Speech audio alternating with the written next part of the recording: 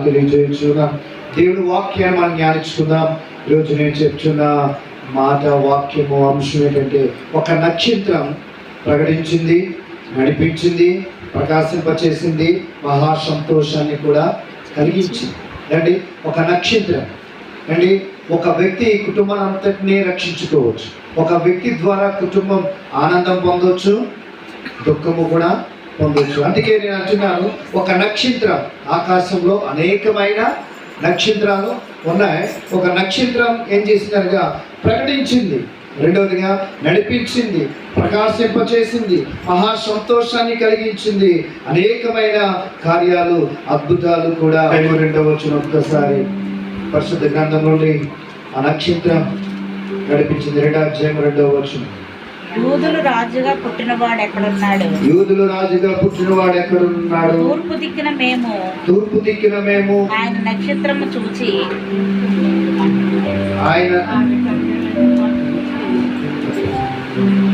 ఆయన ఎక్కడున్నాడని చెప్పండి. తూర్పు దిక్కున మేము ఆయన నక్షత్రము చూచి ఆయనను పూజింపవచ్చుమని చెప్పారు. దేవునికి స్తోత్రం.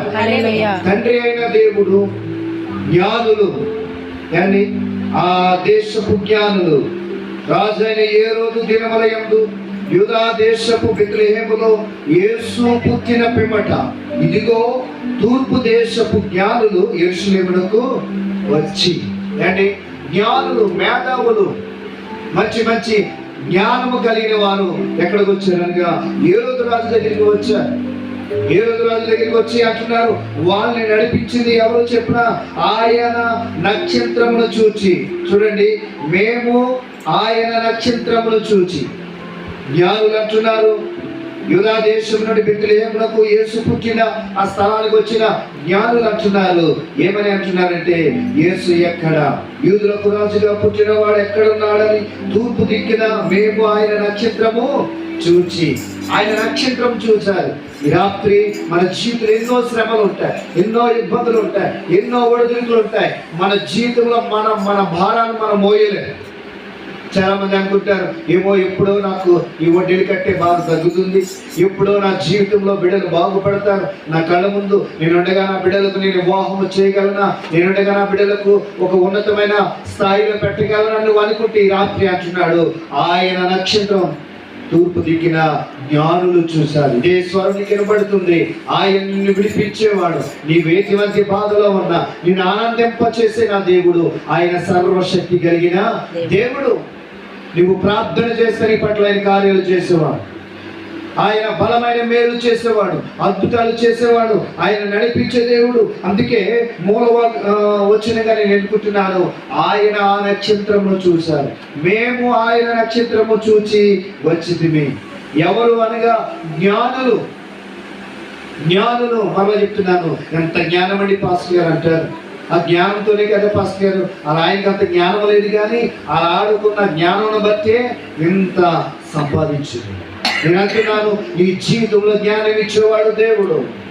యూదా దేశపు జ్ఞానులు అక్కడికి వచ్చి యూదా దేశపు బెత్లెహేములో పుట్టిన యేసయ్య దగ్గరికి రావటానికి కారణం ఒక నక్షత్రం కారణమైంది. దేవునికి స్తోత్రం. ఆ నక్షత్రము వారిని నడిపించకపోతే, ఆ నక్షత్రం వారికి ఆ వెలుగును, నక్షత్రం అంటే మాట్లాడుతున్నా చాలా వెలుగు కలగాలి అండి. ఒక వెలుగు వారిని నడిపించింది, ఒక వెలుగు మహా సంతోషంగా నింపింది, ఒక వెలుగు వారి జీవితంలో ఆనందాన్ని ఇచ్చింది. మన జీవితంలో అనేక పర్యాయాలు సంతోషం లేకుండా మనం ఉన్నాం, కానీ తండ్రి అయిన దేవుడు అంటున్నాడు, ఆ నక్షత్రంను చూసి అక్కడ వచ్చారు. ఎవరెవరు వచ్చారు తెలుసా? హేరోదు రాజు దగ్గరికి వచ్చారు. వచ్చి, అయ్యా యూదులకు రాజుగా పుట్టిన వాడు ఎక్కడ? అందుకే నేను అంటున్నాను, నీవు నేను ఒక నక్షత్రంగా ఈ లోకంలో ఉండాలి. నీవు నేను ఒక నక్షత్రంగా ఈ లోకంలో ప్రకాశించాలి. అనేక మందికి యేసుని గొప్ప దేవుడు నీవు నేను చెప్పక్కర్లేదు. నిన్ను చూస్తే యేసుని చూసినట్లుగా ఉండాలి. నిన్ను చూస్తే యేసు ప్రభు నీలో ఉన్నట్లుగా నిన్ను వల్ల నీ పొరుగు వారిని ప్రేమించాలి, నీ పొరుగు వారి మీద ప్రేమను చూపించాలి.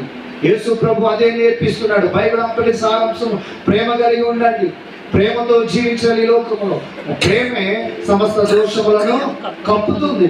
కనుక ఆ ప్రేమతో జ్ఞానులు వెళ్ళారు. ఎక్కడికి వెళ్ళారు అనగా హేరోదు రాజు దగ్గరికి వెళ్ళి అడుగుతున్నారు, అయ్యా అదిగో నక్షత్రం మాకు చూపించింది, ఆయన ఇక్కడ బెత్లెహేములో ఉన్నాడు. భయంకరమైన ఆలోచనలో ఉన్నారు. అందుకే నేను అంటున్నాను, ఒక నక్షత్రంగా క్రైస్తవులుగా మనం ఉండాలి, వెలగాలి, అదేవిధంగా నడిపించాలి, ప్రకాశింప చేయాలి, మహా సంతోషం కలిగించే వారిగా మనం ఉండాలి తప్ప ఎవరికి ఆటంకపరిచే వారిగా మనం ఉండకూడదు. చాలా మంది వాదిస్తారు, తర్కిస్తారు. బైబిల్ ఎక్కడ అంటుంది ఏ వ్యక్తిని కానీ, ఏ మతాన్ని కానీ, ఎవరిని కానీ ద్వేషించకూడదు, దూషించకూడదు. నా బైబిల్ నేర్పేది ప్రేమ నేర్పిస్తుంది. నా బైబిల్ నేర్పేది నీవు ఎన్ని కష్టాల్లో ఉన్నా ఆయన ప్రేమమయుడు కనుక నిన్ను ప్రేమిస్తూ ఉన్నాడు, నిన్ను బలపరుస్తూ ఉన్నాడు. ఆయన ప్రేమతో నేను ఈ లోకంలో వెలగాలి, ప్రకాశించాలి, నడవాలి, బ్రతకాలి. అనేక మందికి నీవు నేను మనము ఒక మాదిరిగా ఉంటే దేవుడు సంతోషిస్తాడు. ఆ జ్ఞానులు రావడానికి కారణం ఆ వెలిగే. ఆ జ్ఞానులు ఆకాశంలో ఉన్న నక్షత్రం మేము చూచి ఎక్కడికి వచ్చాం తెలుసా? అయ్యా బెత్లెహేముకు మేము వచ్చాం అంటే నాకు వచ్చిన చదువుదామా? లూకాసు వార్త 8వ అధ్యాయము. లూకాసు వార్త 8వ అధ్యాయము ఒక్క మాట చదవండి, అక్కడ ఉంటుంది. 8వ అధ్యాయము 40వ వచనం. ఆ నక్షత్రం 8వ అధ్యాయము 40వ వచనం. జనసమూహం ఆయన కొరకు ఎదురు చూచుచుండెను. జనసమూహం ఆయన కొరకు ఎదురు చూచుచూ ఉండెను. గనుక యేసు తిరిగి వచ్చినప్పుడు వారు ఆయనను చేర్చుకునేది. అంతటా ఇదిగో సమాజ మందిరపు అధికారి అయిన యాయీరు అని ఒకడు వచ్చి యేసు పాదముల మీద పడి. ఆమె చూడండి, యేసు ప్రభు ఈ లోకంలో గొప్ప ఎలుగునిచ్చే దేవుడు. యేసు ప్రభు అనేకమైన కార్యాలు చేసే దేవుడు. ఆయన కొరకు ఆకాశంలో ఉన్న నక్షత్రం ప్రయాసపడింది.